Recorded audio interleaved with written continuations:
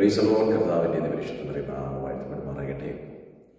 അനുഗ്രഹിക്കപ്പെട്ട നല്ല സമയത്തെ ഓർത്ത് കർത്താവിന് മാനവും മഹത്വവും പുകഴ്ചയും അർപ്പിക്കുന്നു. നല്ല സമയം എൻ്റെ പ്രിയമുള്ളവരെ, സഹോദരിയും കർത്താവിലേക്ക് വിലപ്പെട്ട അവസരങ്ങളെ ഓർത്ത് കർത്താവിനെ സ്തോത്രം ചെയ്യുന്നു. പ്രിയപ്പെട്ടവരെ, നാം പ്രാർത്ഥിക്കുന്നുണ്ട്, ദൈവസന്നിധിയിൽ ഉപവസിക്കുന്നുണ്ട്, കരയുന്നുണ്ട്, ദൈവസന്നിധിയിൽ ദൈവവചനം ധ്യാനിക്കുന്നുണ്ട്. അപ്പോൾ തന്നെ നാം ഇന്ന് പകൽ ചിന്തിക്കേണ്ട ഒരു വലിയ ചിന്ത, യേശു കർത്താവിൻ്റെ കൂടെയാണോ നമ്മുടെ ജീവിതം ആരംഭിക്കുന്നത്? യേശു കർത്താവിൻ്റെ കൂടെയാണോ നമ്മുടെ ജീവിതം തുടർന്നുകൊണ്ടിരിക്കുന്നത്? യേശു കർത്താവ് നമ്മുടെ ലൈഫിൽ എത്രത്തോളം സ്വാധീനം പുലർത്തുന്നുണ്ട് എന്നൊക്കെ വളരെ പ്രാധാന്യമായി ചിന്തിക്കേണ്ട ഒരു കാര്യമാണ്. വിശുദ്ധ വേദപുസ്തകത്തിൽ ലൂക്കോസിന്റെ സുവിശേഷം 2-ാം അധ്യായത്തിന്റെ 44-ാം വേദഭാഗം ഇങ്ങനെയാണ് വായിക്കുന്നത്: സഹയാത്രക്കാരുടെ കൂട്ടത്തിൽ ഉണ്ടായിരിക്കുമെന്ന് അവർ ഊഹിച്ചിട്ട് ഒരു ദിവസത്തെ വഴി പോന്നു. പിന്നെ അവനെ ബന്ധുക്കളുടെയും പരിചയക്കാരുടെയും ഇടയിൽ തിരഞ്ഞു. ദൈവത്തിന് സ്തോത്രം. അതിന്റെ 41-ാമത്തെ വേദഭാഗം മുതൽ പഠിക്കുമ്പോൾ കാണാൻ കഴിയുന്നത്, അവന്റെ അമ്മയപ്പന്മാർ ഒരു പെസഹ പെരുന്നാളിന് യെരൂശലേമിലേക്ക് പോകും. പെസഹ പെരുന്നാളിന് യേശുവിന്റെ വളർത്തപ്പനായ യോസഫും അമ്മ മറിയയും യേശു എല്ലാം കൂടെ പെരുന്നാളിന് പോകുന്ന സമയം, പെരുന്നാള് കഴിഞ്ഞ് മടങ്ങി വരുമ്പോൾ യേശു കർത്താവിനെ കൂടെ കാണാത്ത ഒരു അനുഭവത്തെ കുറിച്ചാണ് നാം വായിക്കുവാനിടയായി തീർന്നത്. കർത്താവിന് സ്തോത്രം. ഒരു ദിവസത്തെ വഴി പോകുന്നതിന് ശേഷമാണ് യേശു കൂടെ ഇല്ല എന്ന് അവർ അറിയുന്നത്. ഇന്ന് എൻ്റെ ചിന്ത, എൻ്റെ ചോദ്യം, നമ്മുടെയൊക്കെ ലൈഫിൽ യേശു ഇല്ല എന്ന് നമ്മൾ എപ്പോഴാണ് അറിയുന്നത്? ഏതൊക്കെ സാഹചര്യത്തിൽ നമ്മൾ യേശുവിനെ തേടാറുണ്ട്? ഏറ്റവും പ്രതികൂല കാലഘട്ടത്തിലും ഏറ്റവും പ്രതിസന്ധി അങ്ങേയറ്റം അനുഭവിച്ചു നിൽക്കുമ്പോഴാണോ യേശുവേ എന്ന് വിളിക്കാറുള്ളത്? കർത്താവേ, ഞാൻ അറിഞ്ഞില്ല, നീ എന്നെ വിട്ടുപോയത് അറിഞ്ഞില്ല എന്ന് നമ്മൾ ചോദിക്കാറുണ്ടോ? Price the Lord. ഇവിടെ വായിക്കുവാൻ കഴിയുന്ന വേദഭാഗം, ഒരു ദിവസത്തെ വഴി ദൂരെ യാത്ര ചെയ്തതിന് ശേഷമാണ് അവർ തിരിച്ചറിയുന്നത് യേശു കൂടെയില്ല. Praise the Lord. എൻ്റെ പ്രിയപ്പെട്ടവരെ, ഇന്ന് നാം നമ്മോട് തന്നെ ചോദിക്കേണ്ട വലിയൊരു ചോദ്യമാണ്,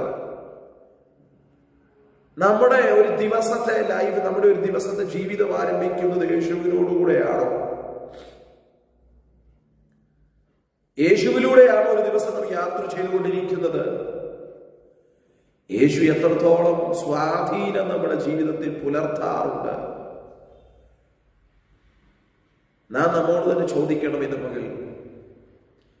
യേശുവിന്റെ അമ്മയപ്പന്മാർ അവനെ തിരയുകയാണ്. ഒരു ദിവസത്തെ വഴിയാത്ര കഴിഞ്ഞതിനു ശേഷം യേശുവിനെ തിരയുകയാണ്. അങ്ങനെയാണെങ്കിൽ മർക്കോസിന്റെ സുവിശേഷം 4-ാം അധ്യായം അവസാന ഭാഗങ്ങളിൽ കാണാൻ കഴിയുന്നതും, ശിഷ്യന്മാരുടെ കൂട്ടത്തിൽ യേശു ഉണ്ട്. അവിടെ വായിക്കാൻ കഴിയുന്നത്, തിരകളാൽ പടക് മുങ്ങുമാറാകുന്ന ഒരു സാഹചര്യം അവിടെ ഉണ്ടാകുകയാണ്. പടക് മുങ്ങിപ്പോകും എന്നവർ പ്രതീക്ഷിച്ചല്ല പടകിലേക്ക് കയറിയത്. എന്നാൽ പടക് തിരകളാൽ വലയുന്നൊരു സാഹചര്യത്തെ അവിടെ ക്രിയേറ്റ് ചെയ്യുകയാണ്. Price the Lord. ആ സമയത്താണ് പത്രോസിന്റെ ചോദ്യം, അന്ത്രയോസിന്റെ ചോദ്യം, യാക്കോബിന്റെ, യോഹന്നാന്റെ ശിഷ്യന്മാരുടെ ചോദ്യം: നാഥ, ഞങ്ങൾ നശിച്ചു പോകുന്നതിൽ നിനക്ക് വിചാരമില്ലയോ? Price the Lord. ആ സമയം വരെ യേശു കൂടെ ഉണ്ടായിട്ടും, പഞ്ചസാര മണൽ കൊണ്ട് കടലിനെ അതിരുവരച്ചവൻ, ആഴിയിലെ വെള്ളത്തെ നാഴിയിൽ കൊള്ളിച്ചവൻ, ഒറ്റവാക്കുകൊണ്ട് സകലത്തെ ഉളവാക്കിയവൻ, കൂടെ യാത്ര ചെയ്തിട്ടും ആ നാഥനോട് ചോദിക്കുന്നു, ഞങ്ങൾ നശിച്ചു പോകുന്നതിൽ നിനക്ക് വിചാരമില്ലയോ? എന്നാൽ ആ പടകിനകത്ത് യേശുവിന്റെ ശിഷ്യന്മാരും ഒരുമിച്ചാണ് യാത്ര ചെയ്യുന്നത്. പക്ഷെ അവരുടെ ചോദ്യം, ഞങ്ങൾ നശിച്ചു പോകുന്നു. Price the Lord. പ്രിയമുള്ളവരെ, ഇന്ന് ഈ കാലഘട്ടത്തിലും നമ്മളും അവിശ്വാസത്തോടെ ചോദിക്കുന്ന ചോദ്യങ്ങൾ ഇതൊക്കെ തന്നെയാണ്. യേശു നമ്മുടെ കൂടെ ഉണ്ടെന്ന് നമുക്ക് വിശ്വസിക്കാൻ കഴിയാതെ, യേശുവിന്റെ സാന്നിധ്യത്തെ സെൻസ് ചെയ്യാൻ കഴിയാതെ നാം ഇന്നും ചോദിച്ചുകൊണ്ടിരിക്കുകയാണ്, നശിച്ചു പോകാൻ തുടങ്ങുന്നല്ലോ, തകരാൻ തുടങ്ങുന്നല്ലോ, ഇല്ലായ്മയാകാൻ തുടങ്ങുന്നല്ലോ. ദൈവത്തിന് സ്തോത്രം ചെയ്യുന്നു. യേശുവിന്റെ സാന്നിധ്യം നമ്മുടെ കൂടെ ഉണ്ടെങ്കിൽ ഞങ്ങൾ നശിച്ചു പോകുന്നത് പറയുന്നതിന് പകരം നമ്മൾ നശിച്ചു പോകാതിരിക്കാൻ സംരക്ഷകനായ നസ്രയനായ കർത്താവ് നമ്മോട് കൂടെയുണ്ട് എന്നുള്ളത് നാം ഉറച്ചു വിശ്വസിക്കുവാനിടയായി തീരണം. കർത്താവിന് സ്തോത്രം ചെയ്യുന്നു. എന്നാൽ ശിഷ്യന്മാര് ചോദിക്കുന്ന ചോദ്യം, ഞങ്ങൾ നശിച്ചു പോകുന്നതിൽ നിനക്ക് വിചാരമില്ല. യേശു എഴുന്നേറ്റ് കാറ്റിനെ ശാസിക്കുവാനിടയായിട്ട് വന്നു. ഇന്ന് ഈ സന്ദേശം പറഞ്ഞുകൊണ്ടിരിക്കുമ്പോൾ നമ്മൾ പ്രാർത്ഥിക്കാറുണ്ട്, ഉപവസിക്കാറുണ്ട്, ദൈവസന്നിധിയിൽ കരയാറുണ്ട്. എന്റെ ചോദ്യം, കർത്താവുമായിട്ടുള്ള ഒന്നിച്ചുള്ള നടപ്പ് നമുക്കുണ്ടോ? കർത്താവുമായിട്ട് ഒന്നിച്ചുള്ള നമ്മുടെ സഹവാസം എങ്ങനെയാണ്? ഏതെങ്കിലും സാഹചര്യം കിട്ടുമ്പോഴുള്ള പ്രാർത്ഥനയാണോ, അതോ സാഹചര്യങ്ങളെ കണ്ടെത്തി പ്രാർത്ഥിക്കുന്നതാണോ നമ്മുടെ ജീവിതമെന്ന് നാം തുലനം ചെയ്യണം. സമയം കണ്ടെത്തി പ്രാർത്ഥിക്കുന്ന എത്ര പേർ എന്നെ കേൾക്കുന്നുണ്ട്? നിങ്ങളോട് പരിശുദ്ധാത്മാവിന് സംസാരിക്കാനുണ്ട്. നിങ്ങളുടെ ജീവിതത്തെ കുറിച്ച് പരിശുദ്ധാത്മാവിന് കൺസേൺ ഉണ്ട്. സമയമുള്ളപ്പോൾ പ്രാർത്ഥിക്കുന്നതല്ല, സമയം കണ്ടെത്തി പ്രാർത്ഥിക്കാനുള്ള ഒരു തീരുമാനത്തിലേക്ക് ദൈവജനം മടങ്ങി വരണം. Price the Lord.